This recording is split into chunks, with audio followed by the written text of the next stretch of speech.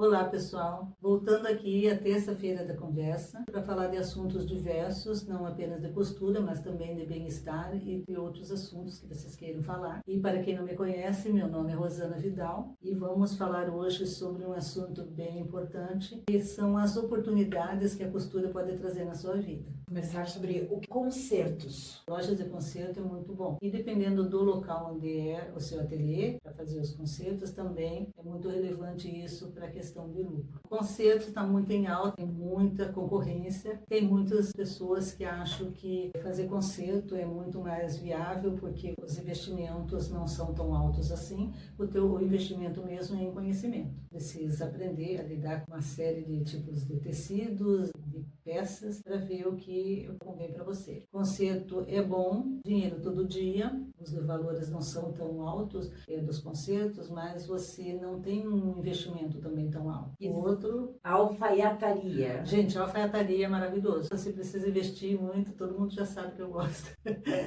Você precisa investir muito em conhecimento, em prática, mas a alfaiataria é uma coisa muito legal. Não cai da moda, o investimento maior é de conhecimento, isso a gente tem que reconhecer, as pessoas precisam se especializar para fazer alfaiataria, e eu estou falando alfaiataria como um todo, não são só algumas peças. Mas é um negócio bem legal, que a concorrência não é tão grande. Como vocês sabem, todo tipo de trabalho, quanto maior a especialização você precisa, menor a concorrência. Isso valoriza muito o seu trabalho. Você já trabalhou com roupa de festas? Já trabalhei com roupa de festa, gosto muito. É um ramo também muito bom para trabalho. A questão também é de local. Você precisa ter um local que possa abrigar o teu negócio. Quando eu falo em local, não estou falando na sua loja, estou falando no local onde vai se instalar a loja. E para roupa de festa, então, precisa ter um local que seja apropriado para roupa de festa. Tem que ser feita uma pesquisa boa, além de você se preparar, se especializar, para você conhecer o mercado. Tem um investimento legal na questão de localidade. E o que você pode me dizer sobre artesanatos? Você já trabalhou nessa área? Artesanato é legal. Falar assim de artesanato é que artesanato é muito amplo, mas existem algumas peças, por exemplo, que começando a trabalhar com costura você aprende. Mas uma coisa que eu quero falar para vocês, não apenas da relação ao artesanato, mas em relação a tudo, eu acho que todas as pessoas, elas ficam perguntando,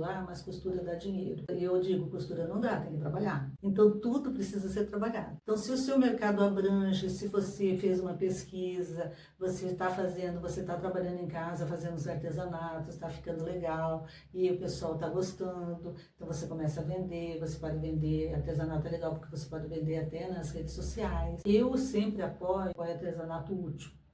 Você faz uma peça de artesanato que seja para uso, porque alguns artesanatos eles feitos de tecido e de costura, mas você não pode lavar. Eu gosto muito da linha de artesanato até para fazer como hobby. A questão financeira, ela é um pouco mais difícil em relação ao artesanato por isso, porque você vai ter que descobrir qual o tipo de artesanato que é importante, que é legal para a área que você está trabalhando. Sobre costura eu não entendo muito, mas eu posso contar um pouquinho sobre artesanato. A minha mãe era costureira, ela foi a vida inteira costureira, ela trabalhou no hospital público e lá ela conhecia muitas mulheres, enfermeiras, serviços gerais, e eu sempre fui uma jovem que gostava muito de fazer artesanato. Então o que ela fazia? Ela fazia toda a parte de costura de bonequinhas, de palhaço, roupa, corpo, eu enchia com algodão, fazia todas as costuras de mãos, fazia toda a parte artesanal mesmo, de montagem, e ela vendia para mim lá dentro. Eu vendi muito, peguei muita encomenda de bonecas, de palhaço. Quando jovem, ganhei muito dinheiro com artesanato,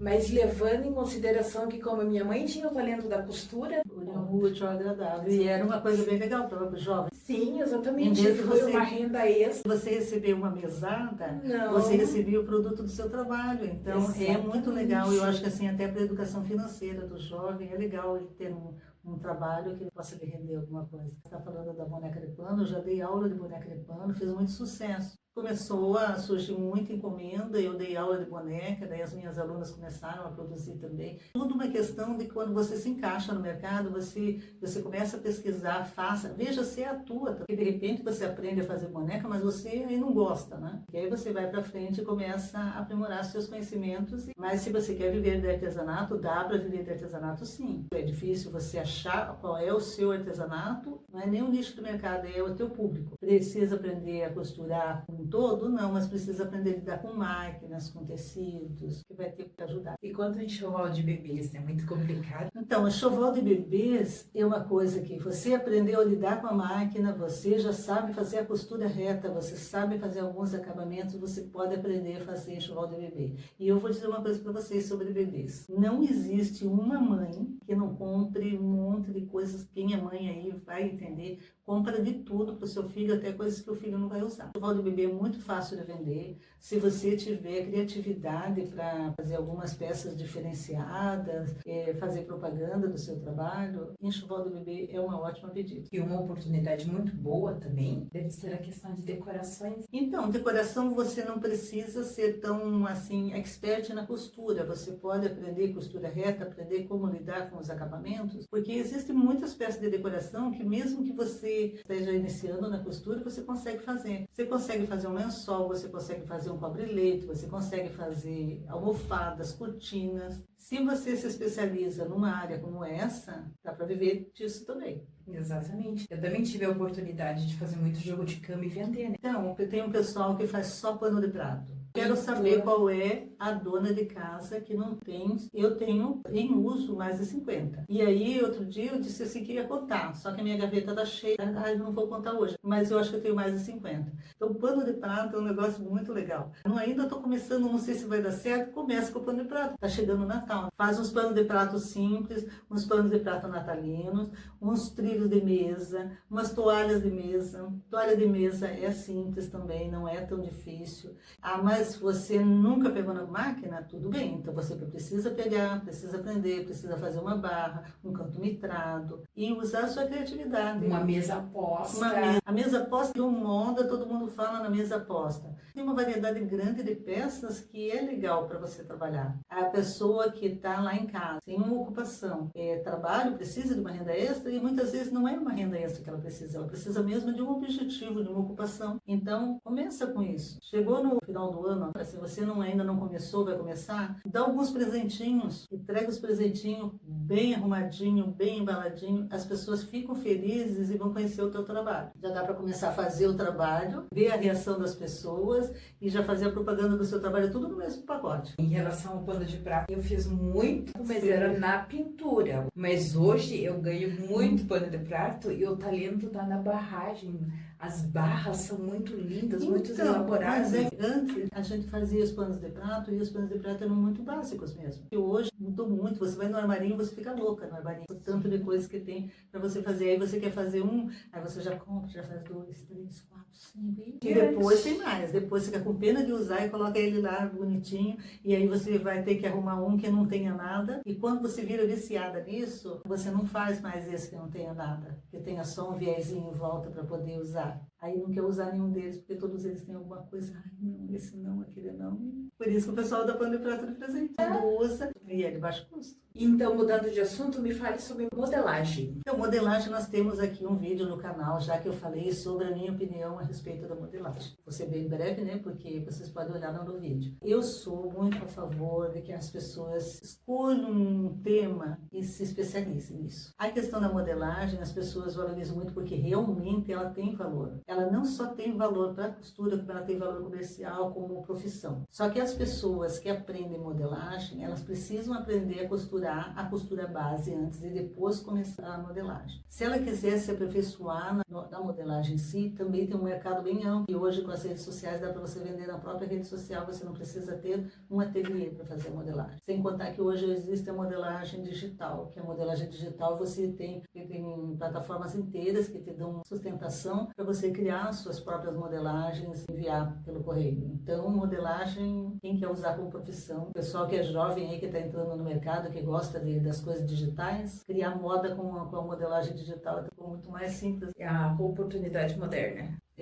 É oportunidade moderna mesmo. Como aqui é conversa, é diálogo, não é monólogo. Eu gostaria de saber de vocês tudo o que vocês pensam a respeito da costura, né? Já trabalham com a costura, já aprenderam a costurar ou ficam ainda naquela situação, olha, eu acho muito lindo costurar, mas eu nunca peguei na máquina. Quero saber a opinião de vocês, quero que vocês comentem aqui para a gente saber qual é o assunto do próximo vídeo. Vocês devem deixar suas sugestões aqui. Eu aceito bastante a sugestão dos outros, a opinião também de vocês. É muito importante para nós ouvir a opinião de vocês. E se estão gostando do assunto, vocês coloquem aqui, ó, clica aqui no curtir, façam os comentários e se inscreve no canal, aquela coisa toda que vocês já sabem. E não esqueçam, fale para as amigas aí para assistirem o vídeo e se tiver também algum assunto interessante que queiram conversar, pode deixar aqui no comentário. Então compartilhem com as amigas que se interessam por costura também. Bom, vamos parar por aqui, senão você vai só querer conversar. Me fala aí, eu soube que você teve um ateliê com roupas sobre medidas. Então, eu tive um ateliê e eu fiz diversos tipos de roupa. Então, eu fazia roupas sob medida e fazia as roupas sociais, roupas para festas e as roupas esportivas também. Fazia as roupas sob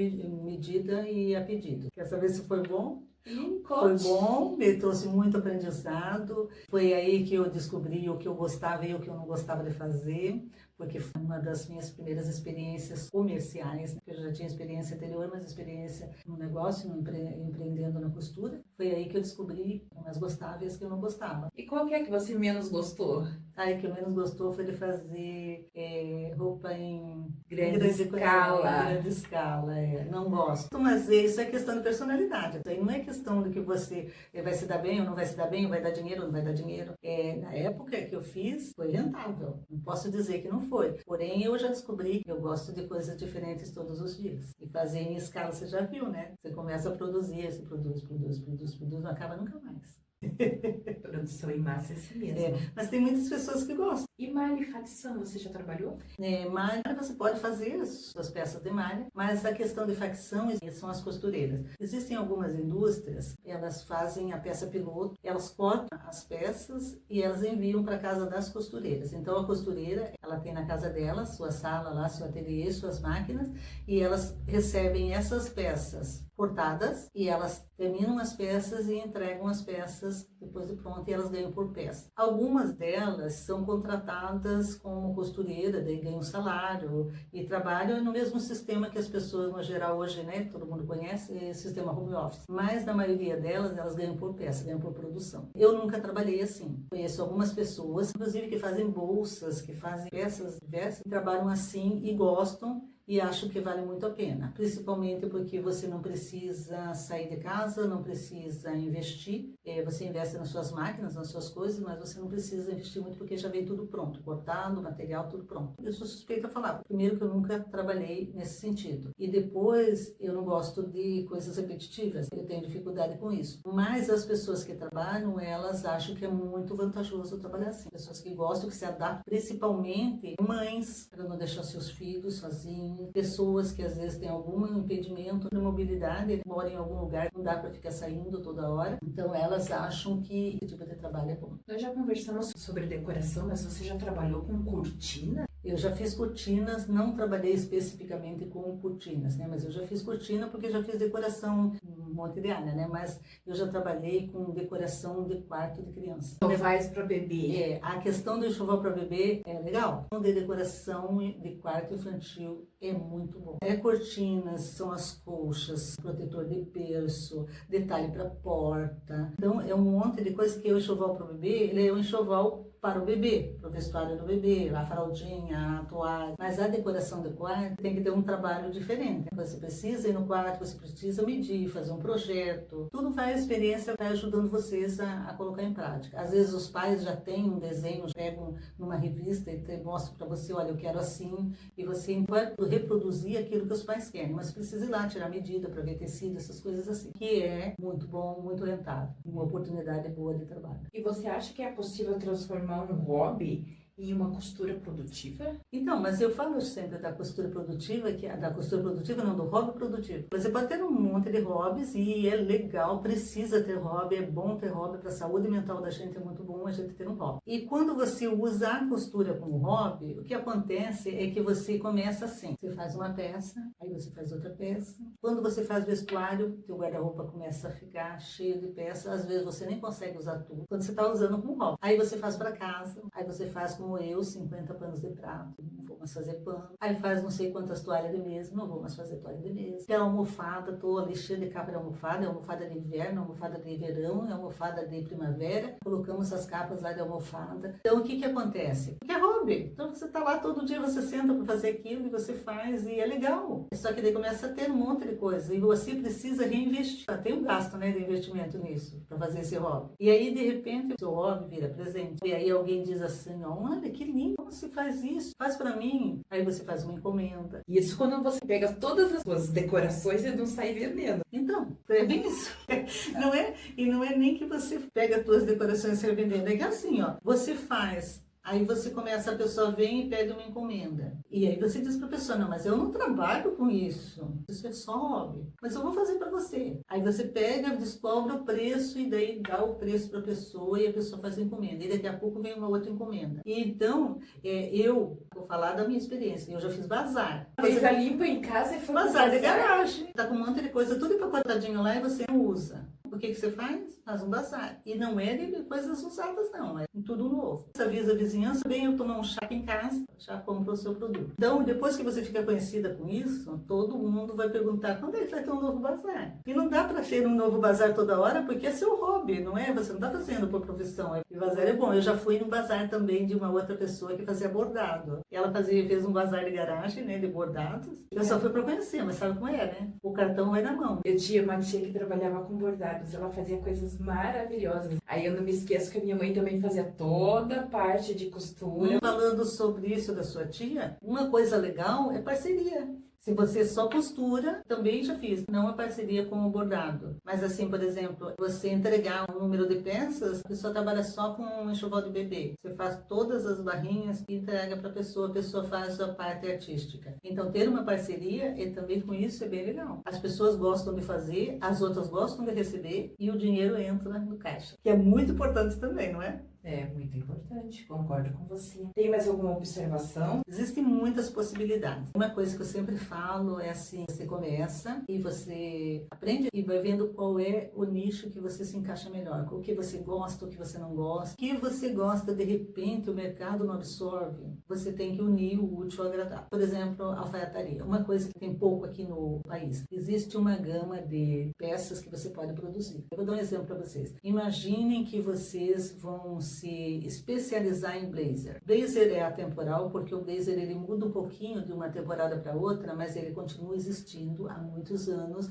As mulheres usam blazers, os homens usam. O que acontece? São peças atemporais. É uma coisa que é bom a gente pensar no assunto, porque você pode deixar ela em estoque, você produzir sem ser por encomenda. E se você produzir por encomenda também, você já sabe, olha, aprenda a fazer um blazer bem feito, com acabamento, com forro, uns casacos bonitos, com forro, e crie um ateliê só disso. E eu digo para vocês, vocês vão fazer isso, vocês vão ter uma renda, mas no começo vocês podem começar fazendo outros tipos de peça e colocar o blazer na primeira linha. Então, assim, eu sou especialista em blazer, mas lá no meu ateliê eu faço mais alguns 2, 3 tipos de trabalho. Para que isso? Quando você não tem esse movimento da venda dos blazers, você vai ter uma renda. Você precisa ter uma segunda opção. É plano A, plano B, plano C, como eu sempre falo para todo mundo, ele tem que ser igual ao jogo de xadrez. E aí você começa a produzir no mercado. Quando você se torna um especialista em blazer, as pessoas vão te procurar. E aí você pode abrir mão das outras coisas que você faz. As pessoas dizem assim, ó, eu não consigo porque como é que eu vou vender um blazer? Então no começo faz assim, faz algumas outras coisas e começa a se especializar em blazer. Um blazer é caro. Um casaco de lã é caro. Só que se você desenhar, fizer um casaco de lã de uma lã batida, eu não sei quanto tá, mas deve estar em torno aqui dos R$2.000. E você começa, você vende um, você vende outro, e assim você vai ficando conhecido. A partir do momento que você se tornar um especialista nisso, aí você vai ver que esse é um negócio teu, não vai te falhar nunca. Outros países, eles têm alguns negócios que eles são especialistas em uma coisa só. Então, por exemplo, eu fui em um e ele tinha só bolinho de bacalhau. Ele chama de pastel de bacalhau, mas é bolinho de bacalhau. Aonde isso em Portugal? Em Portugal. Não era uma lanchonete, era uma boutique de bolinho de bacalhau. E aí a pessoa diz assim, ó, como que a pessoa vive só de bolinho de bacalhau? Pensa nós brasileiros em uma boutique só de coxinha. Não é? Então, assim, se você gosta daquilo, você vai. E daí você mesmo, como especialista naquilo, e aqui eu tô falando do bolinho de bacalhau, mas assim, nós que somos da costura, nós temos que escolher o nosso nicho, né? Mas é assim, ó, se você escolher aquilo e você se torna muito bom naquilo que você faz, não tem como não ter reconhecimento. Quer montar um negócio, quer empreender na costura, quer ser diferentão, eu acho muito bom essa pegada de ser diferente. Só não vai aventurar e fazer tudo de uma vez só, mas desse jeito que eu tô falando, ele vai se introduzindo no mercado. Então, acho que é só para hoje, né? A conversa foi longa hoje. Bom, pessoal, não esqueçam, terça da conversa, quinta-feira tem aula prática de costura. Se vocês gostam de costura, vão para lá na quinta-feira. Entrem no canal, lá se inscrevam, curtam, compartilhem, aquela coisa que vocês já sabem. Aqui na descrição do vídeo, nós também temos um link do nosso curso básico de corte e costura. É um curso básico do básico, é um curso para quem nunca costurou, para quem nunca pegou na máquina, então nós estamos quase pegando na mão das pessoas para poder aprender a costurar. Você pode usar como hobby, mas você pode usar no mercado de trabalho, como nós já deixamos no vídeo de hoje. E até quinta. Espero vocês lá.